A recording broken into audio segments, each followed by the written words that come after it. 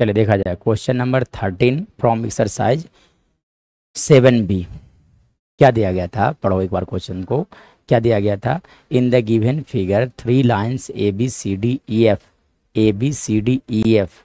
ए B, देखो एक A B line है, ठीक है। दूसरा लाइन कौन सा है? सी डी, ए लाइन सी डी है। तीसरा लाइन कौन सा है? ई एफ, ठीक है। अब ये कह रहा है कि इंटरसेक्ट एट पॉइंट ओ, सभी के सभी जो है पॉइंट ओ पर इंटरसेक्ट करते हैं। Angle A O E is equal to 35 degree. देखो एंगल ए ओ ई कितने दिए गए? 35 डिग्री। और angle B O D is equal to 40 degree. ये एंगल दिया गया 40 degree. Find the measure of angle A O C. चलो अब देखो, तो अगर ये 35 है तो ये भी कितना होगा? 35। रीजन क्या हो गया? Vertically opposite angles are equal. चलो ये 40 डिग्री है तो ये कितना होगा? This is also equal to 40 degree.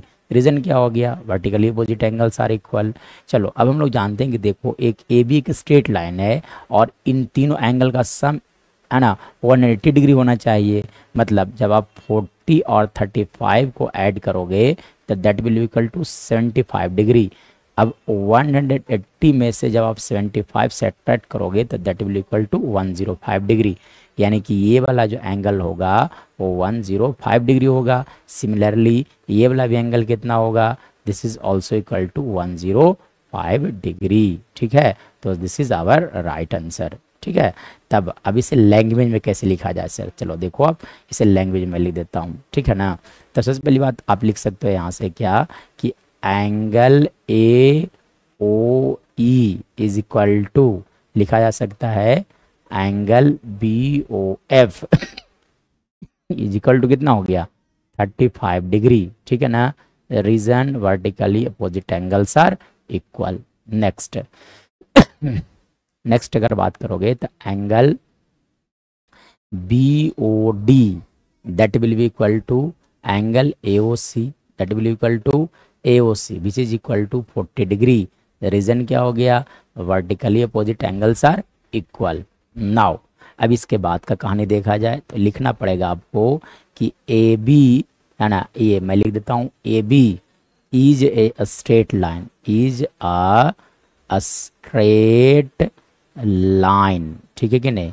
और जब ए बी एक स्ट्रेट लाइन है इसका मतलब कि angle A O C plus angle C O F, देखो ये वाला एंगल प्लस ये यानी कि plus angle B O F का सम हो जाएंगे 180 डिग्री। चलो अब ए ओ सी कितने हैं? 40 degree plus C O F, तो सी ओ एफ तो नहीं मालूम है आपको, so C O F plus B O F that is 35 degree is equal to हो गया आपका 180 डिग्री हो गए।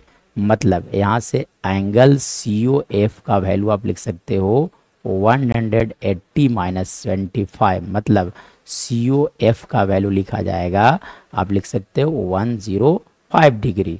तो एंगल सी ओ एफ आ चुका है, तो angle C O F is equal to आप लिख सकते हो angle E O D is equal to हो जाएंगे आपका 105 डिग्री। आई थिंक सारे एंगल्स आ चुके हैं। Find the measure of angle A O C.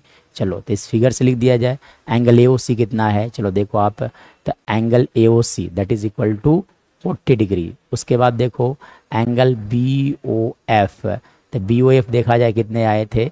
चलो एक काम किया जाए बी ओ एफ, चलो यहाँ से देख लो आप बी ओ एफ ढूंढो, तो बी ओ एफ देखो ये हो जाएंगे B O F that is also equal to 35 degree. फिर एंगल सी ओ एफ, चलो तो सी ओ एफ देखो देखा जाए कौन सा एंगल है, C O F that is equal to 105 degree.